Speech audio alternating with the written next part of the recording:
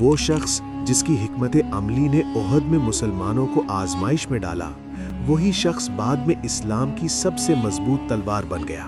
یہ داستان ہے خالد ابن الولید کی، ایک ایسا نام جسے رسول اللہ صلی اللہ علیہ وسلم نے خود سیف اللہ کا لقب عطا فرمایا۔ خالد بن ولید رضی اللہ عنہ بنو مخزوم کے معزز خاندان سے تعلق رکھتے تھے۔ وہ گھوڑ سواری، تیر اندازی اور جنگی حکمت عملی میں غیر معمولی مہارت رکھتے تھے۔ مکہ کے سردار انہیں ایک بہترین سپاہی سمجھتے تھے۔ غزوہ احد میں ان کی عسکری بصیرت نمایاں ہوئی۔ جب تیر اندازوں کی جماعت نے اپنی جگہ چھوڑ دی تو خالد بن ولید رضی اللہ عنہ نے عقب سے حملہ کیا۔ یہ حملہ اچانک اور فیصلہ کن تھا۔ مسلمانوں کو شدید نقصان پہنچا۔ یہ ایک سخت آزمائش تھی جس کا ذکر قرآن مجید میں بھی آیا کہ اللہ نے تمہیں تمہارے وعدے کے مطابق فتح دکھائی، یہاں تک کہ تم نے کمزوری دکھائی اور حکم میں اختلاف کیا۔ لیکن وقت گزر رہا تھا۔ صلح حدیبیہ کے بعد اسلام کی طاقت بڑھنے لگی۔ قریش کو اندازہ ہونے لگا کہ یہ دین ختم ہونے والا نہیں۔ انہی دنوں خالد کے دل میں بے چینی پیدا ہوئی۔ وہ دیکھ رہے تھے کہ محمد صلی اللہ علیہ وسلم کی دعوت کمزور نہیں ہو رہی بلکہ مضبوط ہو رہی ہے۔ ان کے بھائی ولید بن ولید رضی اللہ عنہ پہلے ہی مسلمان ہو چکے تھے۔ انہوں نے خالد کو پیغام بھیجا کہ ایک ذہین شخص کو حق پہچاننے میں دیر نہیں لگنی چاہیے۔ یہ الفاظ خالد کے دل پر اثر انداز ہوئے۔ آخرکار 8 ہجری میں انہوں نے مکہ چھوڑنے کا فیصلہ کیا۔ راستے میں ان کی ملاقات عمرو ابن العاص اور عثمان ابن طلحہ سے ہوئی۔ تینوں ایک ہی سمت جا رہے تھے، مدینہ کی طرف۔ جب وہ مدینہ پہنچے تو رسول اللہ صلی اللہ علیہ وسلم نے مسکراتے ہوئے فرمایا کہ مکہ نے اپنے بہترین افراد تمہارے حوالے کر دیے ہیں۔ خالد بن ولید رضی اللہ عنہ نے اسلام قبول کیا اور عرض کیا، یا رسول اللہ، میں نے بہت مخالفت کی، میرے لیے دعا فرمائیں۔ نبی کریم صلی اللہ علیہ وسلم نے فرمایا کہ اسلام پہلے کے سب گناہوں کو مٹا دیتا ہے۔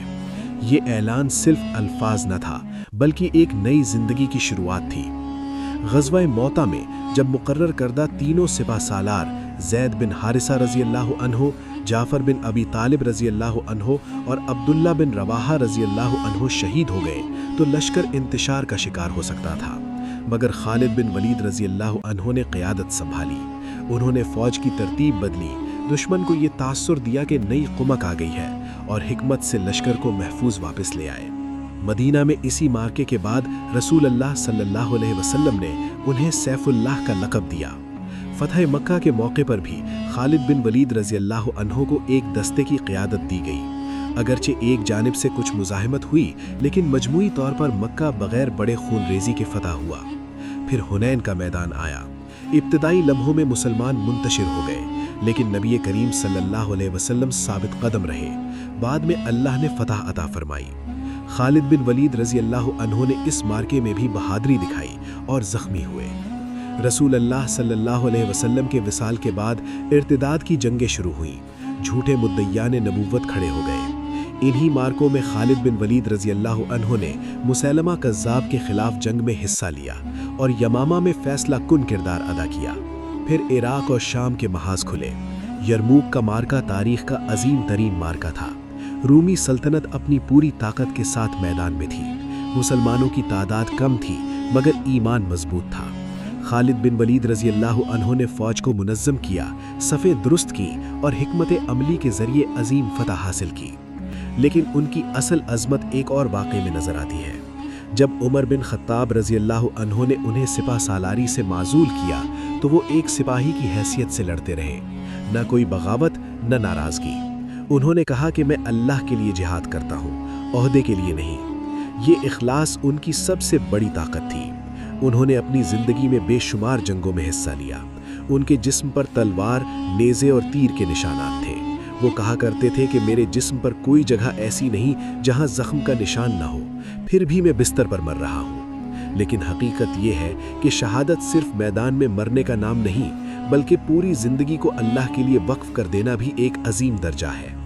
22 ہجری میں ہومس کے مقام پر ان کا انتقال ہوا۔ وہ دنیا سے رخصت ہوئے لیکن ان کا نام تاریخ میں ہمیشہ کے لیے ثبت ہو گیا۔ خالد بن ولید کی زندگی ہمیں سکھاتی ہے، ہدایت کسی بھی لمحے دل بدل سکتی ہے۔ اخلاص انسان کو عہدوں سے بڑا بنا دیتا ہے، اور جو شخص اللہ کے لیے کھڑا ہو جائے اللہ اسے عزت عطا فرماتا ہے، دنیا میں بھی اور آخرت میں بھی۔ اگر آپ کو یہ ویڈیو پسند آئی ہے تو ویڈیو کو لائک کر دیں اور کامنٹس میں بتائیں کہ اگلی ویڈیو کس ٹاپک پر چاہیے، اور چینل کو سبسکرائب کرنا نہ بھولیں۔ شکریہ۔